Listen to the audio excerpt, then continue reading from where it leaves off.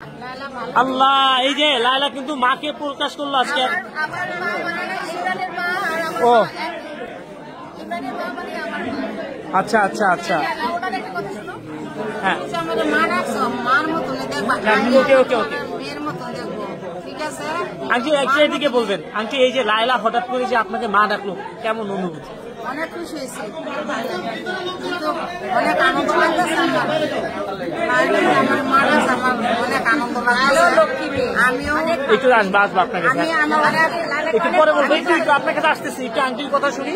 হ্যাঁ বলেন। আমিও লায়লা দেখানোর লেগে আমার অনেক ইচ্ছা ছিল, কিন্তু আমার মেয়ে কক্সবাজার গেছে। আমার মেয়ের লগে আমি বলছি যে লায়লাকে দেখছ, পরে কয় না লায়লা ওই ধীরে ধীরে বুঝতেছে। আমি কয় লায়লা কি লায়লা আপনার মতো মেয়ে। আমি তো ঠিক, আমি তো ঠিক ঠিক করছে। সই পাতায় তুমি দিলে অনেক আনন্দ করছি লায়লার লয়ে আমরা।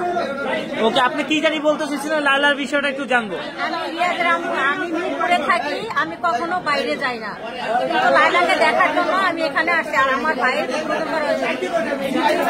আমার ছোট ভাই, লায়লাকে দেখার জন্য আমি এখানে আসা উদ্দেশ্য। এবং ওকে আমি অন্তর থেকে অনেক পছন্দ করি। হ্যাঁ, ওর অনেক একটা ভালো ভদ্র মেয়ে আমি মনে করি। কিছু আসা যায় না। আমিও মানে এই দুনিয়াতে বাঁচতে হলে যুদ্ধ করে বাঁচতে হবে, কোন মানে নত হওয়া যাবে না কারো কাছে। হ্যাঁ, লায়লা সঠিক আছে। বাড়ি থাকে, টাকা থাকে, পুরুষের অভাব নেই, এগুলা আমি পরোয়া না করি না। আমি লায়লাকে মানে পছন্দ করি, সোজা কথা। আর বাড়ি যেন ভুলেও কাউরে না দেয়। সব ওই যে মানুষের লোক করে, বাড়ির লোক, টাকার লোক থাকলে বিজেপিতে ঘুরবো, কিন্তু এগুলো এলাও করা যাবে না। লায়লার পক্ষে আমি সোজা কথা, আমি লায়লাকে অনেক পছন্দ করি। এটাই লায়লাকে নিয়ে যারা কথা বলে তাতে কিছু আসা যায় না। অগত কোনো মূল্য নেই, সেই জন্য লায়লার সমালোচনা করে। লায়লা তো মূল্যহীন তৈরি হয়েছে, একটা ভালো ফ্যামিলির সন্তান। হ্যাঁ, যোগ্য পরিবারের সন্তান সে। আচ্ছা আচ্ছা, সেই জন্য তাকে আমি আরো বেশি পছন্দ করি। ধন্যবাদ। আপনার কেমন লাগছে যে আপনার সামনাসামনি এইভাবে মানুষ প্রশংসা করছে? এগুলো হচ্ছে একটু কাছে পাইলটের মেয়ে, একটু কাছে একটু কোলাকুলি করেন, একটু আসেন কাছে কাছে, এটা কোলাকুলি করেন, একটু কাছে আসেন কাছে আসেন। জীবনে বহুত আমি হারাইছি, তারপরে আমি করোনা মানি না, কিছুতেই মানবো না। আমি যদি অসুস্থ হয়ে যাই, ও আমার খেদমত করবে না।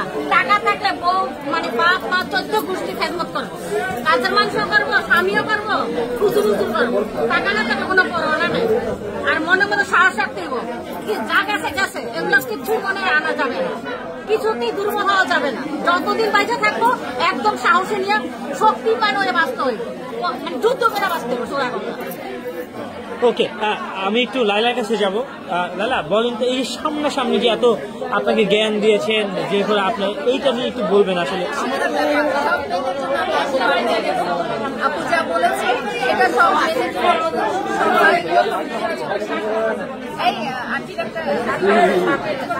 আন্টি একটু জানতে চাই লায়লা সম্বন্ধে আপনার কাছে একটু